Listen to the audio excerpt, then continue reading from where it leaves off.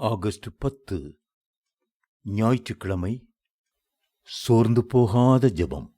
சோர்ந்து போகாமல் எப்பொழுதும் ஜெபம் பண்ண வேண்டும் என்பதை குறித்து அவர்களுக்கு அவர் ஒரு உவமையை சொன்னார். லூக்கா 18:1.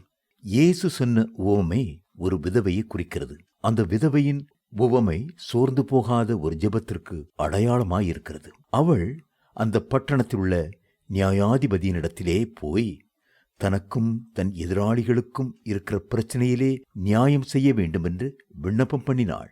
அதோடு அவள் நின்று விடவில்லை. தொடர்ந்து நியாயாதிபதியினிடத்தில் ஞாபகப்படுத்திக் கொண்டே இருந்தாள். நியாயாதிபதிக்கு அது தொல்லையாயிருந்தது.